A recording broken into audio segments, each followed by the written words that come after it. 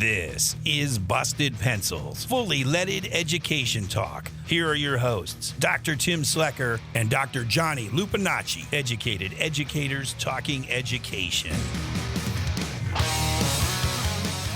Yeah, that's what we do.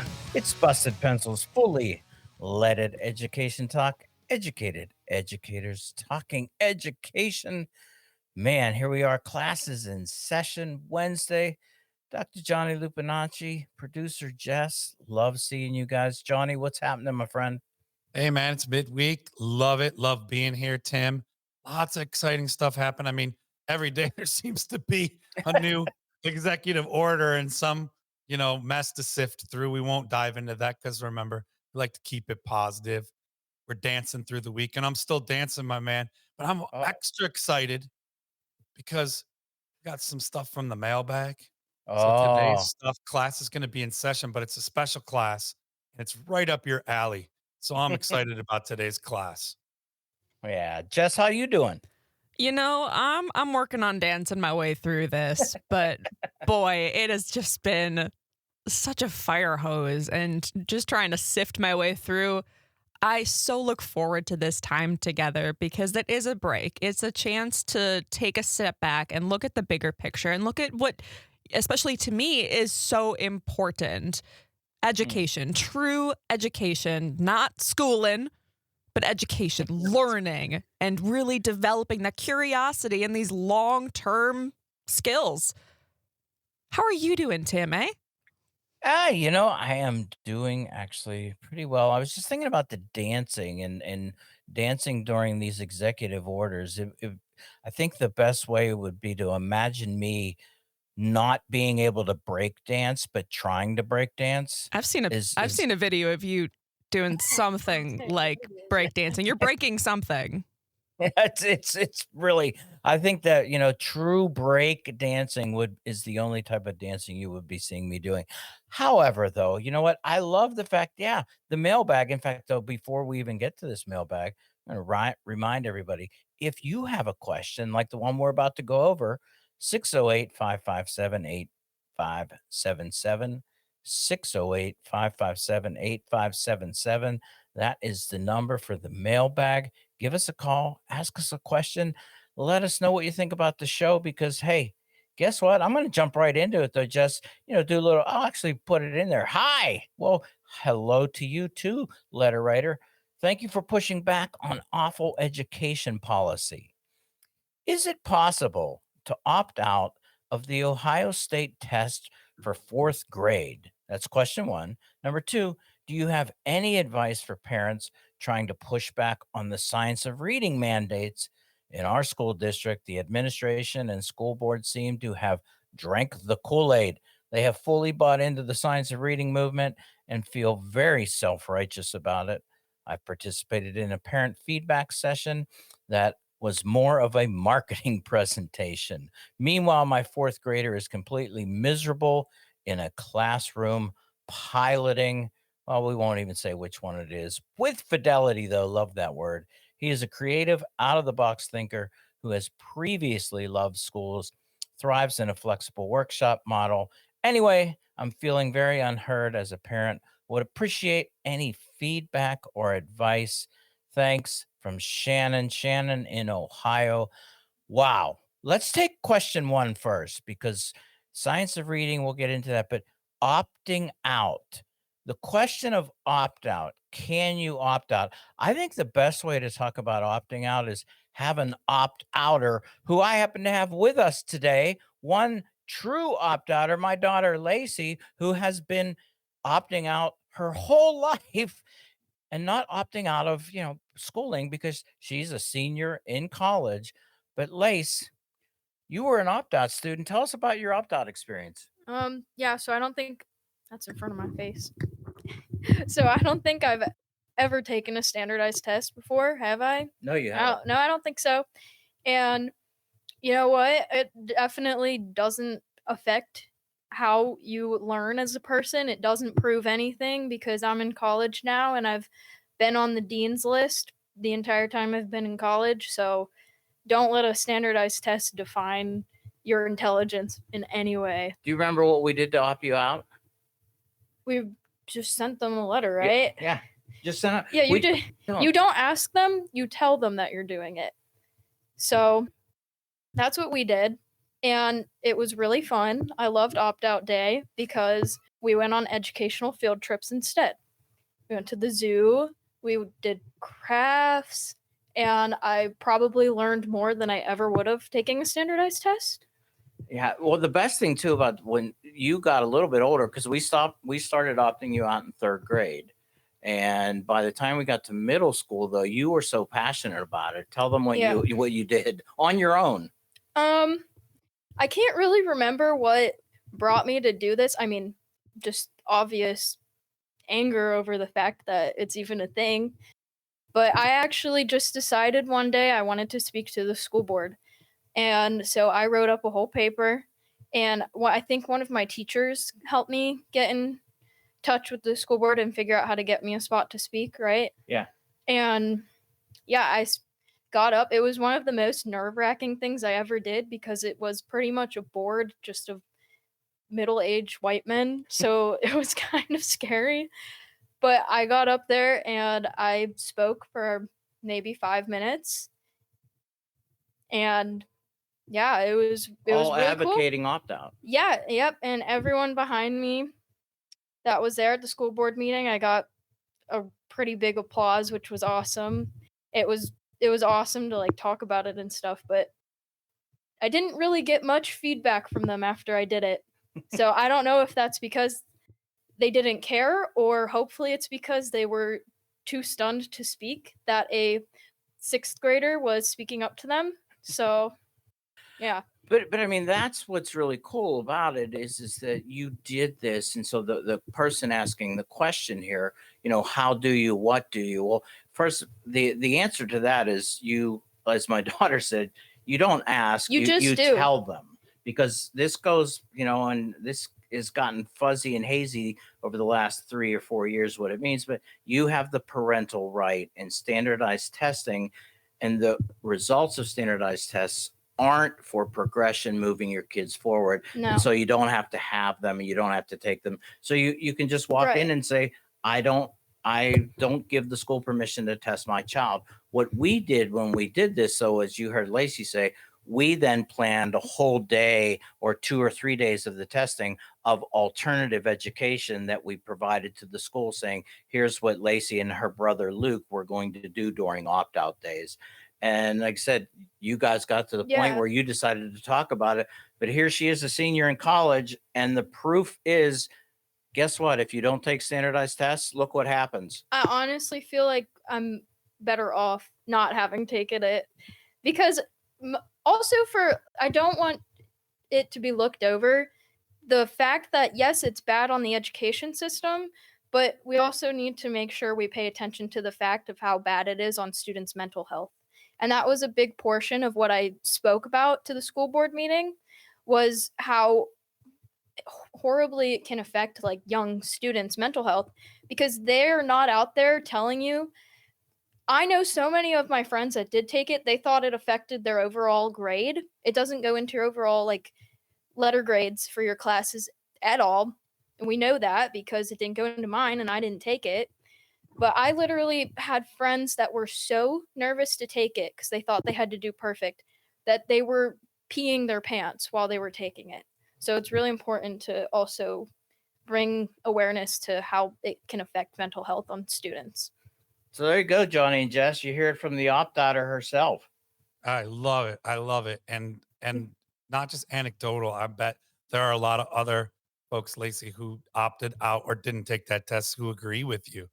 Love hearing this. Yeah, I had a whole group of friends and when I was in elementary school who opted out with me, and you remember? Yeah. It wasn't many of us, but it was enough that it was a group that people noticed.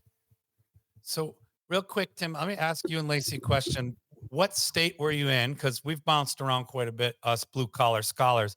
What state were you in when you opted out of taking the standardized tests? When I was in elementary school, that was in Pennsylvania. And then when I opted out in middle school, that was in Wisconsin. Awesome. So a little bit for our listeners, education is a state right, and states vary just on the law side of it. And I love how Lacey told us you don't ask, you just tell them this is what you're doing. So remember, like that's kind of the route to opting out. But just so you know, in states like our mailbag question was specifically for Ohio, and Pennsylvania and Wisconsin do have law and policy for opting out. And again, like anywhere you are, you can probably just say this is not in the best interest of my education. In Ohio, there is no law that permits opting out. So there's no formal form or policy or letter or anything. You kind of have to take the route that, Tim and Lacey share. And you just tell. And they said anything that we've looked up and that over the years I've talked to other opt-outers about is there may be a consequence. Well, in Lacey's case, she told you there was no consequence. In fact, there was Well, probably enrichment. that's not to say there wasn't no consequence. I mean, I didn't get any negative consequences like towards my academics, but there was a lot of students and parents who disagreed with it, who I think would tell their kids to disagree with it. And there was a few kids that kind of bullied me in elementary school about it, but I didn't care because I was like, whatever, you're taking a test and I'm at the zoo, so Yeah, mic drop there, right? There it is. but so not to say there wasn't any sort of a Well, the other, but within that, think about the consequence was you had a day of learning. yeah, so it's like the pros definitely outweighed the cons, but there still can be cons, but not cons in the sense that like you shouldn't opt out, obviously. Like it's enough to where it won't matter and just opt your kid out because you have the right Yeah. to do it. It There you sounds like go. civil disobedience. It sounds like good trouble, right? It is wanted good to clarify- trouble. Just wanted to clarify for our listener, though, that like there is no formal form. It's the good trouble kind of opt out in Ohio. There is no legal procedure or policy in place to say parents can opt their kids out or kids can even opt themselves out of tests, the standardized tests. So, but you always have your right to civil disobedience Yeah, and to you good do. trouble. And you heard Lacey said there's some consequences at the end of the day, like the kind of learning you were engaged in. Yeah. And if this person that wrote in, if they do get pushback for doing it, like just know you have a whole team of people who have also gone through it who can support you. There you go. Lacey, thanks for hanging out with us. And, thanks for busting pencils. You're welcome. Yeah. So there we go. That was awesome. We're good. All right. Thanks, Lace. Bye. So there you go. Guess what? No consequences from the standpoint. And I know what parents are thinking about too is like, will they hold my child back? Will it hurt them academically? And the answer is no. And going back to again, Johnny, the real technical part, these prescribed standardized tests, whether they be by the state, by the federal, by local, these are tests that are largely to collect data, and most of that data is typically used to report on the school. And as we really saw this back in 2011 when we started opting out, this data is actually used to harm the school because this data is only collected to tell negative stories about kids failing or teachers failing. So, keep that in mind. So Shannon, opt out. You know what? Hey, and if you want, right here, I can put you in touch with some opt out people in Ohio because I know there's an opt out Ohio group that we gladly put you into. Science of reading, though, man, you guys, right? Thinking about that, we had Dr. Nancy Carlson Page on last week talking about the science of reading, had a whole hour with Paul Thomas, really breaking that down. The question of, so what does a parent do who goes, well, I don't like this science of reading thing? And I can tell you this, being in Ohio and having been part of the higher education system in Ohio, I know where Shannon is coming from the standpoint of, quote, drinking the Kool-Aid. Because, Johnny, we've talked about this.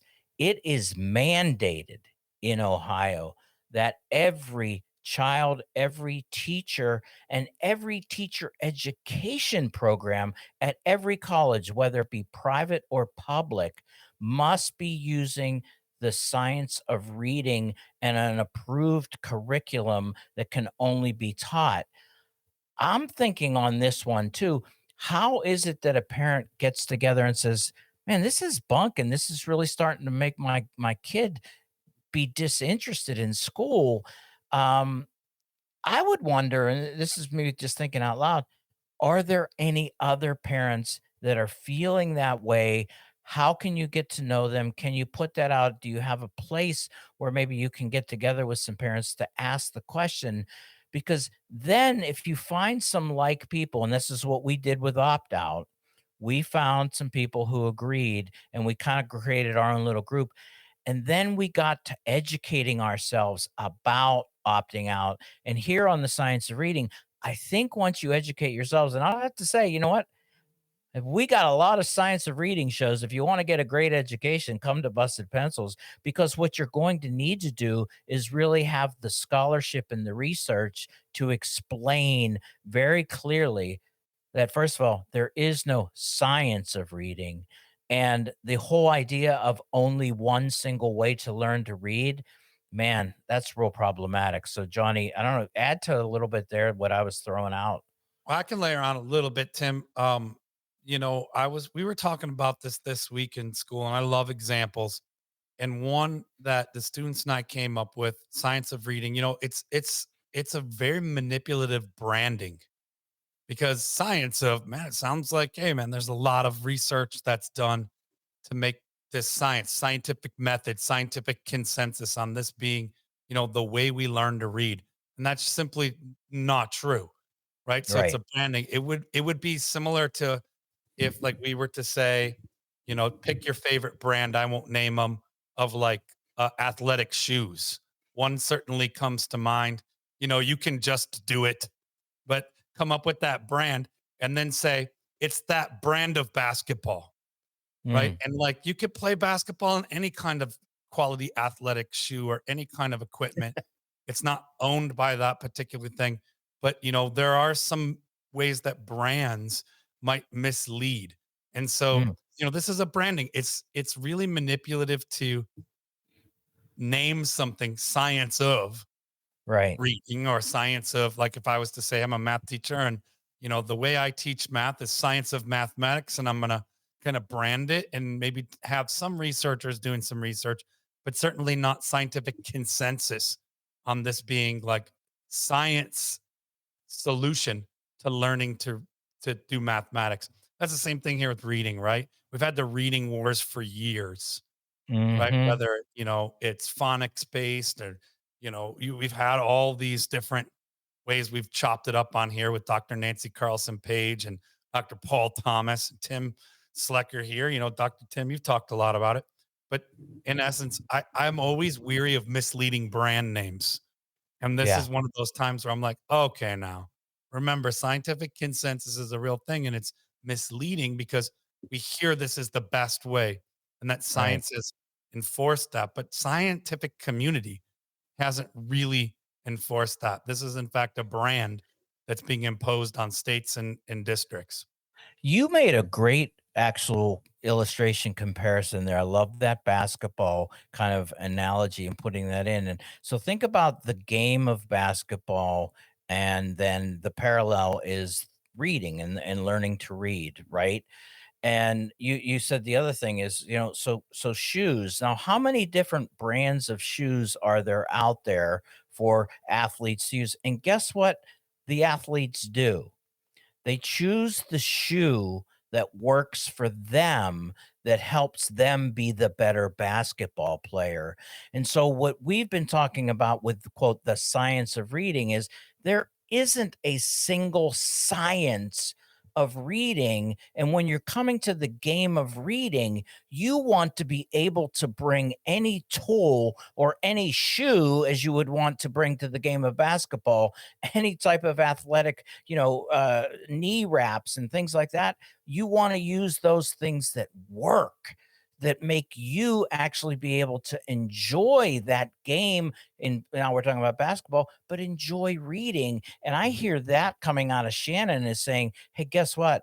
The joy of reading is being sucked away from her child there. So Johnny, I love the way you kind of threw that basketball and then shoes, because it just made me start thinking. It's like, could you imagine if the whole entire NBA said, hey, we found the right shoe? It's the actual science of basketball shoes, and everybody has to wear them. Could you Well, imagine that? and fans and athletes out there know this, because the other layer to this metaphor, Tim, is that sometimes we choose the shoe that pays us the most.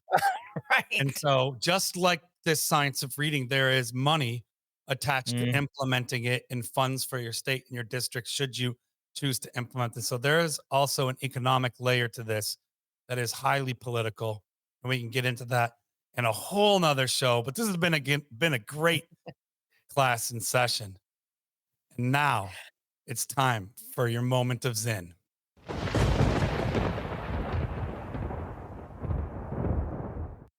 The future is an infinite succession of presents. And to live now as we think human beings should live, in defiance of all that is bad around us, is itself a marvelous victory.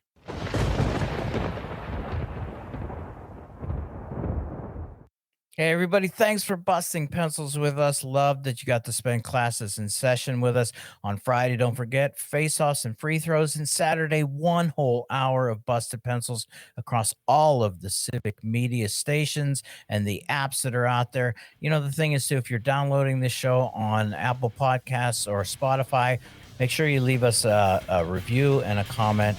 And you know what? Keep busting pencils.